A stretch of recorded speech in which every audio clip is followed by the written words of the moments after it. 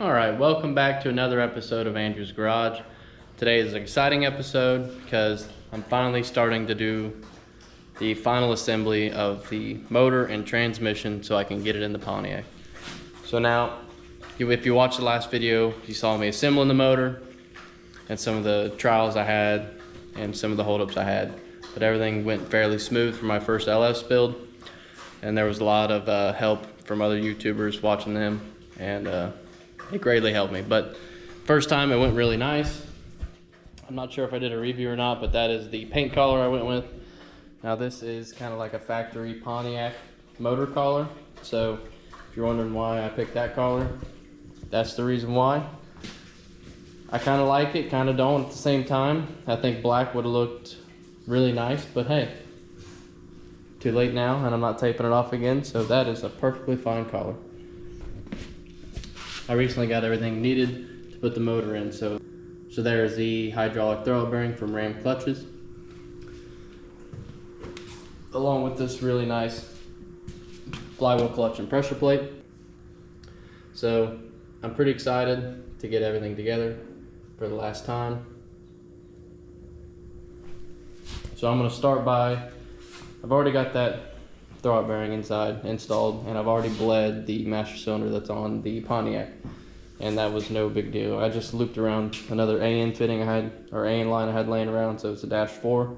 So I just looped it back to itself and bench bled that. Now I was going to bench bleed this, but it would have made it hard just because the way this hydraulic throwout bearing is, I couldn't really clamp it at anything. I guess I could have, but it would have been almost fully extended, and I was worried about the seals at the end, so I figured just hope for the best, and I'll put it in the car and hook it up, and I'll bleed it once it's in the car because it's got this really nice fitting that I can bleed. So, which I need to remember that that's loose. So I figured I'd bleed it once it's in the car, because I think it's probably the easiest route to go. As long as everything goes smooth, then it should be fine. So I think what I'm going to do now is get the motor up in the air, and I got a straight edge over here. I'm just going to make sure that, I know everything should work together, but I'm just going to double check that the pilot bearing, how far out that input shaft is, I'm going to put a straight edge across the bell housing, measure how far that protrudes, and then I'll go across the flat face here on the block, and I'll just verify that that is the same spacing.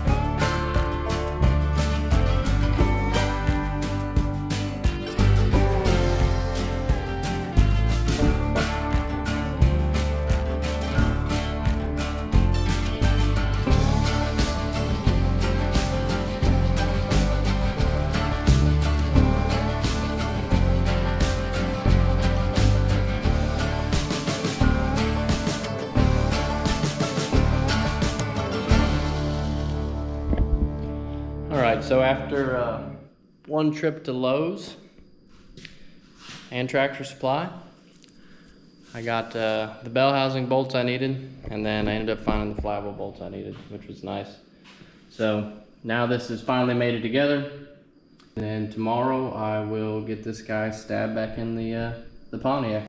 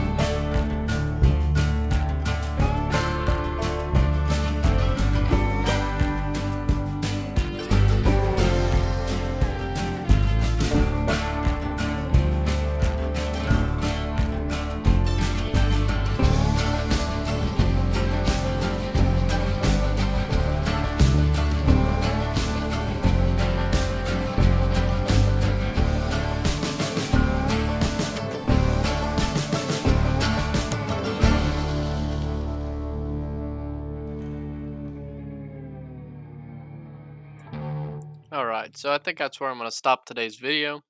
And I had my dad come over and he helped me kind of get the motor and transmission in. Had a little issue with it because the bolt for the transmission mount was hanging up on the cross member. And I eventually got it worked into the hole, which brought down the back of the transmission, which made the front of the motor and everything go down where it should. So it took a minute, but we got it. Also, what didn't help was the chain bolt that goes through the back of the head was hitting on the firewall, and that was hanging us up there too. So it was just a combination of both those things kind of made it a pain in the butt, but we eventually got it knocked out, and that is where I'm going to end today's video. And we'll see you next week. Thanks for watching Andrew's Garage. Don't forget to like and subscribe.